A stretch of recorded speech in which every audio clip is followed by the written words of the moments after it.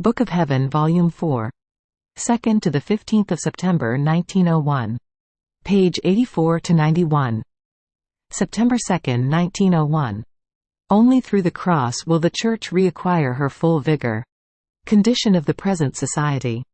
This morning my adorable Jesus made himself seen united with the Holy Father, and he seemed to say to him, "The things suffered up to now are nothing other than everything I went through from the beginning of my passion until I was condemned to death. My son, there is nothing left for you but to carry the cross to Calvary."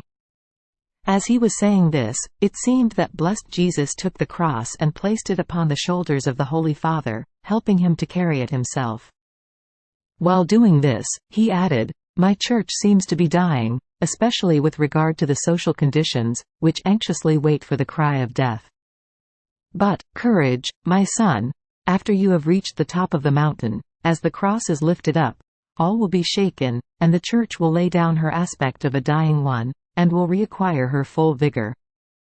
The cross alone is the means for it. Just as the cross alone was the only means to fill the void which sin had made, and to unite the abyss of infinite distance that existed between God and man, in the same way, in these times the cross alone will make my Church's forehead rise, with courage and splendor, so as to confuse and put to flight the enemies." Having said this, he disappeared. After a little while, my beloved Jesus came back all afflicted, and continued, "My daughter, how much I grieve for the present society. They are my members, and I cannot help loving them. It happens to me as to one who had one arm or one hand infected and wounded. Does he perhaps hate it? Does he abhor it? Ah, not at all. On the contrary, he lavishes all his care upon it, and who knows how much he spends to see himself healed, and it causes his whole body to ache and be oppressed, until he manages to obtain the intent of seeing himself healed. Such is my condition. I see my members infected and wounded, I feel pain and sorrow, and because of this I feel more drawn to love them. Oh, how very different is my love from that of creatures. I am forced to love them because they are my own, but they do not love me as their own, and if they love me at all, they love me for their own good." After this he disappeared, and I found myself inside myself. September 4, 1901. Gratitude is the key to open the treasures of God. Ardors of the heart of Jesus for the glory of the divine majesty and the good of souls. What the soul can do to fill the voids of his glory on the part of creatures.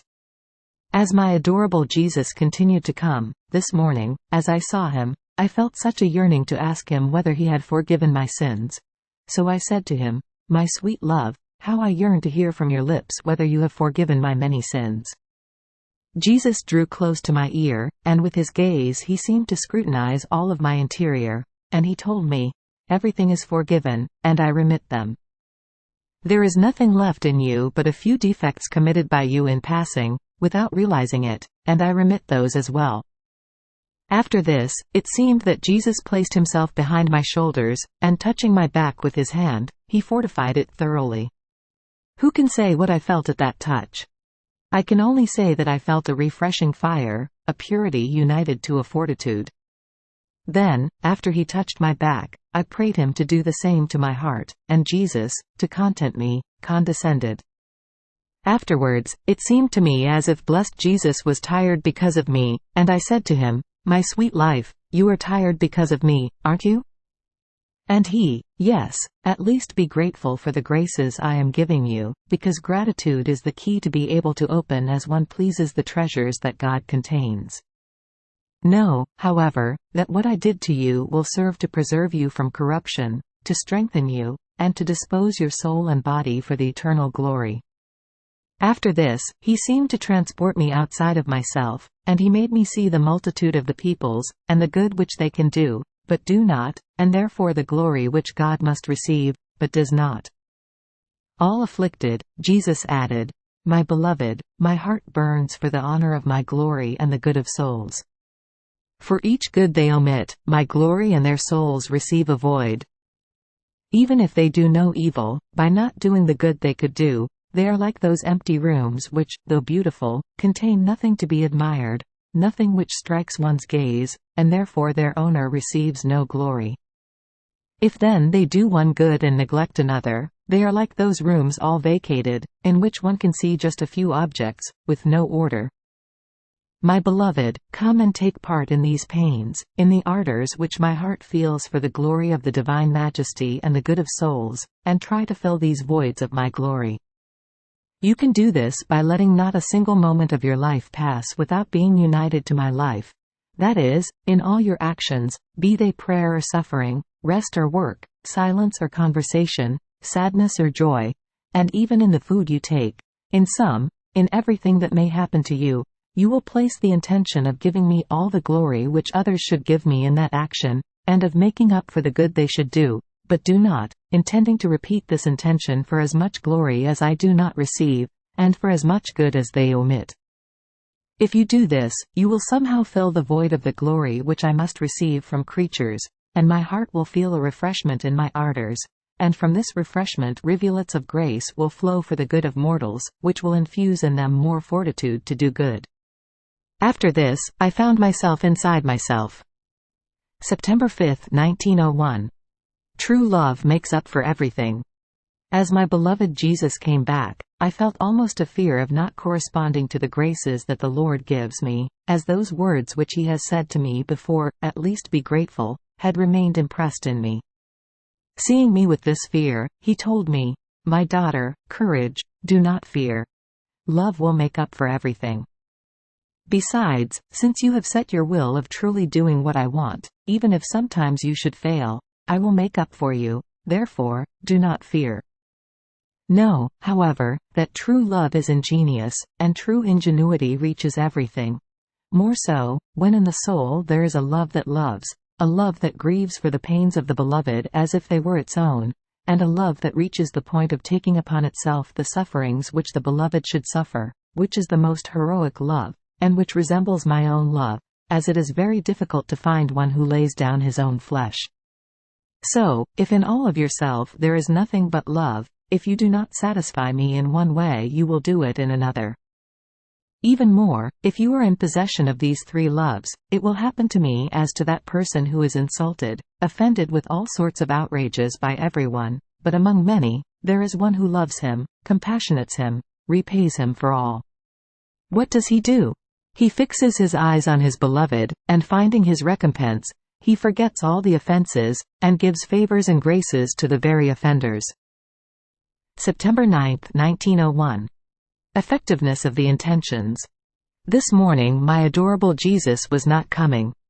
Then, while my mind was occupied with considering the mystery of the crowning of thorns, I remembered that, other times, as I was occupied with this mystery, the Lord had pleased to remove the crown of thorns from his head and to drive it onto mine. So I said in my interior, "Ah, Lord, I am no longer worthy of suffering your thorns." And all of a sudden he came, for just a little, and told me, "My daughter, when you suffer my own thorns, you relieve me, and in suffering them yourself, I feel completely free of those pains. When you humble yourself and believe yourself unworthy of suffering them, you repair for the sins of pride which are committed in the world." And I added, "Ah, Lord, for as many drops as you shed, for as many thorns as you suffered, for as many wounds, so much glory do I intend to give you, for as much glory as all creatures should give you if the sin of pride did not exist. And so many graces do I intend to ask of you for all creatures, so that this sin be destroyed." While saying this, I saw that Jesus contained the whole world within himself, like a machine containing objects in itself. All creatures moved within him, and Jesus moved toward them, and it seemed that Jesus would receive the glory of my intention and that creatures had returned to him in order to receive the good impetrated by me for them. I remained stupefied, and he, seeing my stupefaction, said, "All this seems surprising, doesn't it? What you have done seems a trivial thing, yet, it is not so. How much good could be done by repeating this intention, but is not?" Having said this, he disappeared. September 10, 1901. To unite our actions with Jesus is to continue his life on earth. I continue to do what blessed Jesus taught me on the 4th of this month, even though sometimes I get distracted. But when sometimes I forget, it seems that Jesus places himself on guard in my interior and does it himself for me. On seeing this, I blush and immediately I unite myself with him, and I make the offering of what I am doing at that moment. Be it even a gaze, or a word, I keep saying, Lord, all the glory which creatures should give you with their mouths, but do not, I intend to give you myself with my mouth, and I impetrate for them to make good and holy use of the mouth, by uniting myself always with the very mouth of Jesus. Now, while I was doing this in all my things, he came and told me, this is the continuation of my life, which was the glory of the Father and the good of souls. If you persevere in this, you will form my life, and I yours, you will be my breath, and I yours. After this, Jesus placed himself in order to rest upon my heart, and I upon his heart, and it seemed that Jesus would draw his breath from me, and I would draw mine through Jesus. What happiness, what joy, what celestial life I experienced in that position. May the Lord be always thanked and blessed, who uses so many mercies with this sinner. September 14, 1901. The beginning and the end of our actions must be the love of God. After going through various days of privation, today, as I was about to do my meditation, my mind was distracted in something else, and by means of light I comprehended that in going out of the body, the soul enters into God. But since God is most pure love, only when the soul is a complex of love, then does she enter into God. In fact, God receives no one into himself if she is not completely similar to him, and on finding her similar, he receives her and shares all of his qualities with her. So, we shall be in God beyond the heavens, just as we are inside our rooms here. Now, it seemed to me that this could be done also during the course of our lives, so as to spare the fire of purgatory the toil, and ourselves the pain, and therefore be introduced immediately, with no interruption, into our highest good, God. It seemed to me that the nourishment of fire is wood, and the sign to be sure that the wood is reduced to fire is that it no longer produces smoke. Now, the beginning and the end of all our actions must be the fire of the love of God. The wood which must nourish this fire is the crosses, the mortifications. The smoke that rises in the midst of wood and fire is the passions, the inclinations which often peep out. So, the sign that everything is consumed into fire within us is that our passions remain in their place, and we no longer feel inclination toward all that does not regard God. It seems that, with this, we will pass freely, with no obstacle, to dwell inside our God, and we will come to enjoy, even here below, paradise in advance. September 15, 1901. By shunning the cross one remains in the dark. This morning my adorable Jesus came all glorious, with his wounds more refulgent than suns, and with a cross in his hand. In the meantime I also saw a wheel with 4 sections of it leaning out, while it seemed that another section shunned the light and remained in the dark. In this darkening the people remained as though abandoned by God, and bloody wars would happen against the Church and against themselves. Ah, it seemed that the things said by blessed Jesus in the past are approaching at a fast pace. Now, on seeing all this, moved to compassion, our Lord drew near the dark part, and he cast the cross he had in his hand upon it, saying with sonorous voice, "Glory to the cross." And it seemed that that cross would call back the light, and the peoples, stirring themselves, would implore help and aid. Jesus repeated, "All the glory and triumph will be of the cross, otherwise the remedies will make the very evils worse. Therefore, the cross, the cross. Who can say how afflicted I was left, and concerned for what might happen,